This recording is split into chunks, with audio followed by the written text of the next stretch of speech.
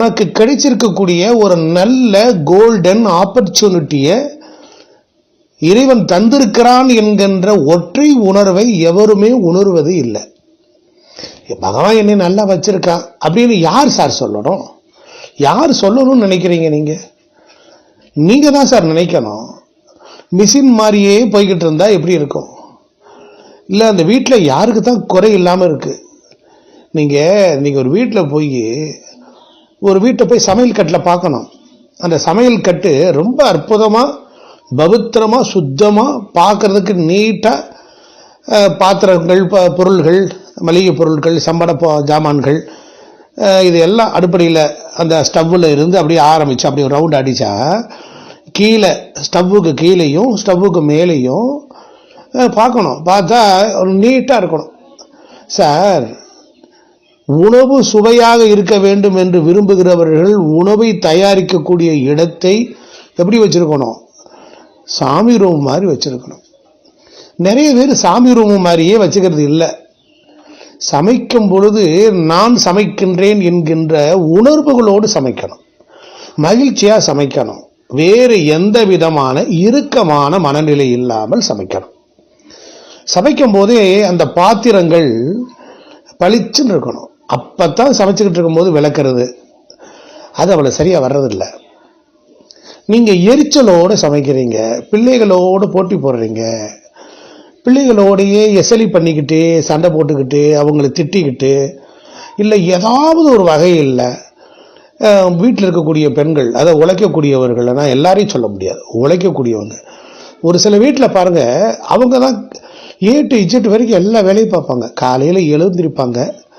அவங்க அந்த வீட்டுக்காரர் அவருக்கு முன்னாலே எழுச்சி உட்காந்துருக்காருன்னு வச்சுக்கோங்களேன். அவர் ஒரு டிவியை போட்டுக்கிட்டு ஒரு கந்த சிருஷ்டி கவசம் இல்லை ஏதோ ஒரு சுவாமி நிகழ்ச்சியை கேட்டுக்கிட்டு, இல்லை ஏதோ ஒரு ரேடியோவில் நியூஸை போட்டு கட்டுட்டு உட்காந்துருக்காருன்னா, இந்த மனுஷன் எப்போ எழுச்சாரே தெரியலையே அப்படின்னு வேகமாக பிரிட்ஜை திறந்து அடுப்பை பற்ற வச்சு அது வேகமாக, அது என்ன ஃபாஸ்ட்னே தெரியாது, அந்தளவு ஒரு காஃபி ரெடி பண்ணி கொண்டாந்து அவர்கிட்ட அவர் கொடுத்துருவாங்க.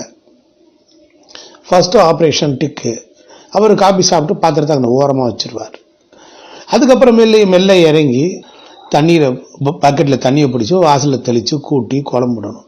அதை கூட்டிக்கிட்டு இருக்கும்போது ஒரு நல்ல மனநிலை இருந்தால் வாசலில் பசுஞ்சாணம் கரைத்து தெளிக்கிற பழக்கம் இருக்கு சார், நிறைய வீட்டில் இருக்குது. அவெல்லாம் இல்லாமல் தெளிப்பாங்க. ஒரு சில வீடுகளில் என்ன பண்ணாங்கன்னா தண்ணியில் மஞ்சள் தண்ணியை கலந்து தெளிப்பாங்க. இப்படி வாசலை நல்லா தெளித்து நல்லா கோலம் போட்டு அதுக்கு மஞ்சள் குங்குமம் வச்சு படிக்கலாம் கோலம் போடுவாங்க. சில வீடுகளில் வெறும் வாசலில் ஒரு டப்பா தண்ணியை தெளித்து ரேசாக அப்படி பட்டுன்னு கூட்டி விட்டு போட்டு ஒரு கம்பி மாதிரி ஒரு 2 கோலத்தை போட்டு கதவை டம்முன்னு சாத்தி விட்டு போட்டு விளக்கப்பாறை அங்கிட்டு தூக்கி அடிச்சுட்டு பக்கெட் அங்கனே போட்டுட்டு அப்படியே வருவாங்க. இவங்க வீட்டில் பணம் தங்காது. இவங்க வீட்டில் ஹஸ்பண்ட் ஒய்ஃப் ஹார்மனிஸ் நல்லா இருக்காது. வாசல் நடை முழுவதும் கூட்டி தூய்மையாக இருக்கணும். வாசலை தெளித்து கோலம் போட்டு கதவுகள்லாம் எல்லாம் கோலம் போட்டு எல்லாம் ரெடி பண்ணி, சில வீடுகளில் 2 விளக்கு ஏற்றுறாங்க, அகல் விளக்கு ஏற்றுறாங்க. அப்படி விளக்கு ஏற்றும் போது என்ன ஆகும்னா, நித்திய மங்கள தேவதைகளை வான்னு கூப்பிடுறதுக்கு அர்த்தம். சார், கல்யாணத்தில் ரிசப்ஷன் கையெடுத்து கும்பிட்டீங்கன்னு வச்சுக்கோங்க, வாங்க வாங்க வாங்க வாங்க அண்ணாச்சி வாங்க, நமஸ்காரம் அண்ணாச்சி வாங்க அப்படின்னு கூப்பிட்டீங்கன்னா அது எப்படி இருக்கும்? நம்மளை ரிசீவிங் பண்ண ஆனந்தமா இருக்கும். அதுபோல் உங்கள் வீட்டில் நேர்மறை ஆற்றல்களை, ஆரோக்கிய சூத்திரம் என்ன என்றால் பாசிட்டிவ் எனர்ஜி உங்கள் வீட்டுக்குள் அழைப்பதற்கு தீபம் ஏற்ற வேண்டும். தரையில் உட்காந்து சாப்பிட்றனால, ஒரு கிளாத்தை வச்சு சாப்பிட்றனால நமக்கு பூமியினுடைய ஆற்றல் உண்டு.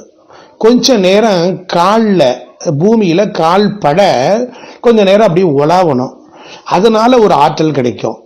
அதே போல குளிக்கும் போது நல்ல சுகமா உற்சாகமா குளிக்கணும். அதனாலதான் அந்த காலத்துல பெரியவங்க சொன்னாங்க, குளிக்க போகும்போது தண்ணியில நீர்க்கோளம் போடாத அப்படிமா. நீர்க்கோளம் போடணும். 2 வேப்பிலையை போடலாம், ஒரு சிட்டிகை மஞ்சத்தூள் போடலாம். டவுன்ல நாகரிகங்கள் எல்லாம் ஒரு கல் உப்பு போடுறாங்க.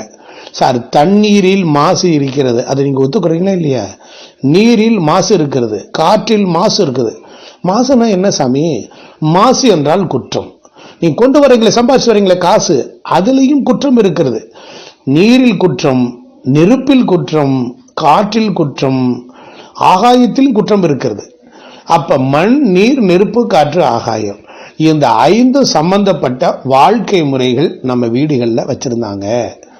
அதனால என்ன பண்ணணும் அப்படின்னு கேட்டா, மண்ணில் என்ன பண்ணணும், செம்மண் மனிதனுடைய உடம்பில் உயிர் ஆற்றலை அளவுக்கு அதிகமாக கொண்டுட்டு வரணும் அப்படின்னு கண்டுபிடிச்சாங்க. யாருக்கு? செம்மண்ணுக்கு. அதே மாதிரி என்ன பண்ணாங்க, மண்ணால் செய்யப்பட்ட பானைகள் இருக்கு பாருங்க, கொய்யவன் முடையறான் பாத்தீங்களா, அந்த களிமண் அந்த மாதிரி செய்யப்பட்ட பானைகள், சுட்டு எடுக்கப்பட்ட பானைகள், அந்த பானைகளுக்குள்ள உள்ள ஒரு வெற்றிடம் இருக்கும், அதுக்கு பேர் ஆகாசம்னு பேரு. அப்படி இந்த பானை இறைவனுடைய இந்த உலகத்தினுடைய ஒரு படைப்பாக கருதப்பட்டது. அதுல நீரை ஊற்றி வைத்தால் மண், சுட்ட மண், பானை, உள்ளே இருக்கிற ஆகாசம் நிரம்பிவிடும். சார், எது குறையுதோ கூடலையோ, மண், நீர், ஆகாயம் ஒரு கூட்டணி, அதே போல நெருப்பு, காற்று ஒரு கூட்டணி. இதனால என்ன பண்ணணும் அப்படின்னு கேட்டா, காலையில நடக்கணும். நடக்கும் போது என்னன்னா சுவாசம் நல்லா இருக்கும், சுவாசம் ரொம்ப அற்புதமா இருக்கும். அடுத்தாப்புல மண்பானையில தண்ணீர் வைத்து நாம குடிக்கணும் அப்படின்னு வச்சிருக்கோம். மண்பானை சமையல்லையும் வச்சிருந்தாங்க, இன்னைக்கு சமைக்கலாம், தப்பே கிடையாது. அதே போல் காப்பர் பாத்திரங்கள், அந்த காப்பர் பாத்திரம் தண்ணீரில் இருக்கக்கூடிய மாசுவை, நச்சுத்தன்மையை போக்கும். தண்ணீரில் உள்ள நச்சுத்தன்மையை போக்க வேண்டும். அதனால இது ஒரு விஷயம். அப்ப உடம்புல 5 பிராணன் சரியா ஆக்டிவேட் ஆகிட்டே இருக்கணும். அது குறைஞ்சிட்டா தான் நோய் வருது. வாதம் பித்தம் மிகுமையானால் வாதம் பித்தம் செலுத்துவோம்.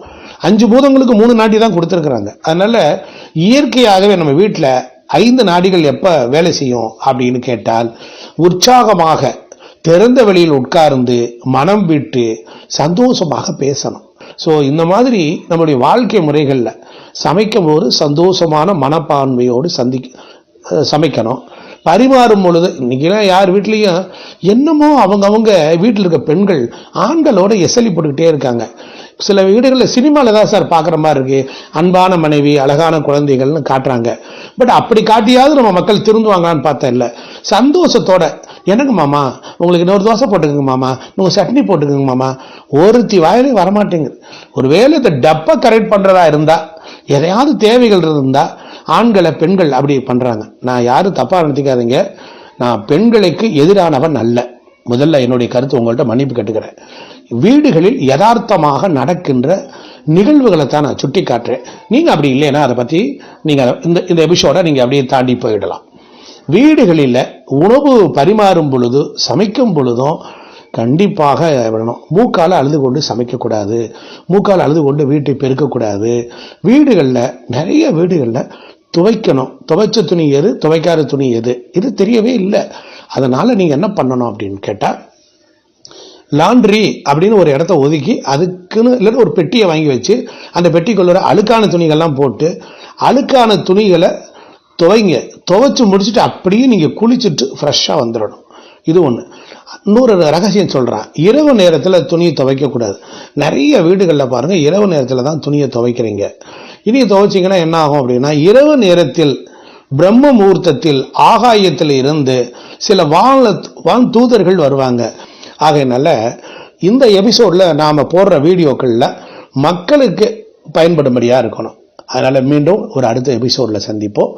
அதுவரையில் உங்களிடமிருந்து விடைபெறுகிறேன். நன்றி, வணக்கம்.